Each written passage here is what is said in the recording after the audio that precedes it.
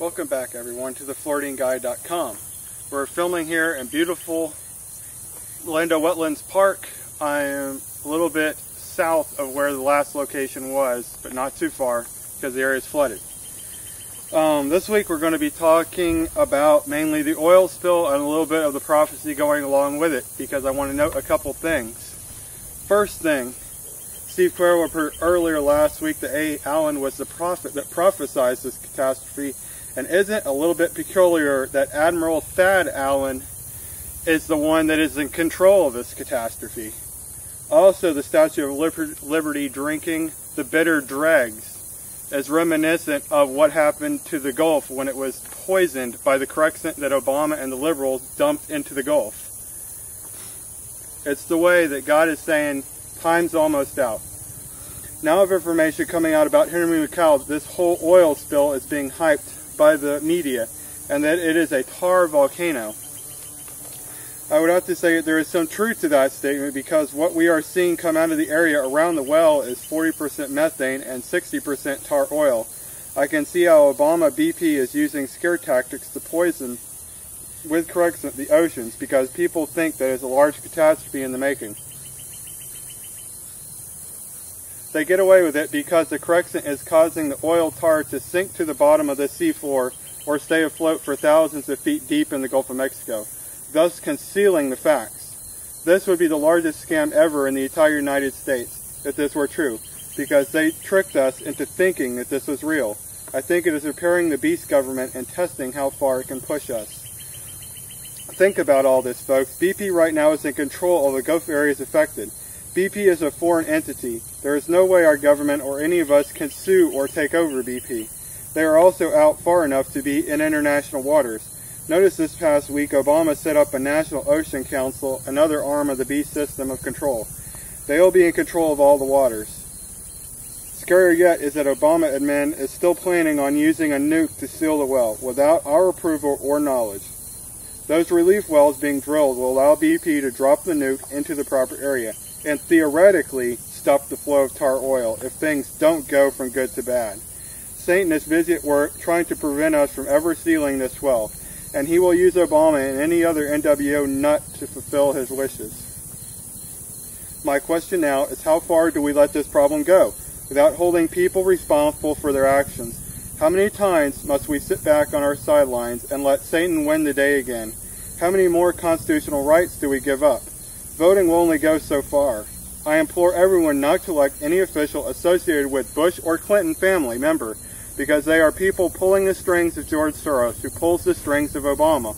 All of them are 100% communist. Don't vote for any incumbents in 2010, and don't vote for any in 2012, including Obama, which this week Boston Globe pulled out the long form African birth certificate and made it public to everybody.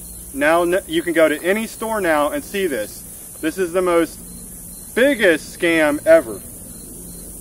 The only incumbent that deserves re-election right now is Ron Paul, which I hope will be our next president. Obama, like almost all presidents, is a puppet of the New World Order Illuminati. What I am looking for is senators and representatives and even judges that will serve 4-year term limits and then themselves be booted out. If we can do that in the next 4 years, we will get a lot of worthless slackers out of the House and Senate judiciary. If any of them voted for Obamacare or are going to vote for cap and trade, boot them out as well. We need to send the NWO a strong message. As for 2012, we need Obama to survive until the day he is booted out. We don't need assassination attempts on his life to make him a martyr to the liberals. We need to vote his ass out of office, or this country is screwed. Let me paint a picture for those that don't understand what could happen. First off, all that is needed to get Obama elected again is a catastrophe he can control, which this oil spill could or could not be. A better catastrophe he can control is an assassination attempt, or what some fear to be the greatest depressions. If that happens, we would see austerity in America. Obama would appear to save the day by letting the IMF give a third world loan in exchange for our country. At that little time, there will be nothing that would be left of our economy. This would be like Hitler's Kristall Nacht, in which he will take total control over Germany. Obama is looking for the same kind of event to happen. Just what event, we don't know. Those events are usually planned as October surprises. If I was to put money on it, it would be the Greatest Depression, not an assassination attempt. I believe the assassination attempt will be done by the Russians or Chinese. This will give Obama the ammunition by the liberals to take away what little rights we have left and seize the U.S. economy.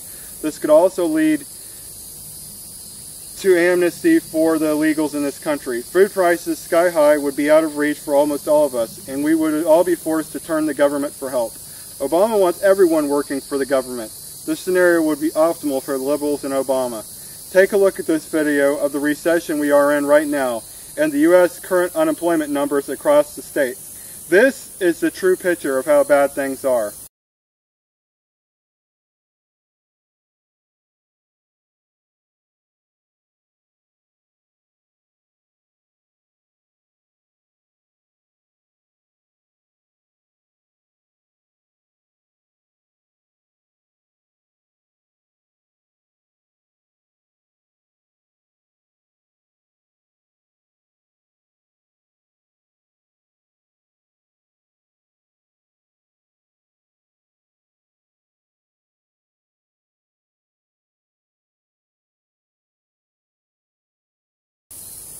How we get to the Greatest Depression is war with Iran. Let me make this crystal clear. There will be a war with Iran before Obama leaves office. This war will give the NWO the rest of the country's money because we will have to buy nuclear bombs for this war. If you don't get where I'm going, watch The Internationalist with Clive Owen. It's the perfect example. Let me state to all liberals that you yourselves are supporting wars going on right now, a total of 9, which I listed last week, that are in the process or are going to start in 120 days or less. Republicans and independents are against these wars.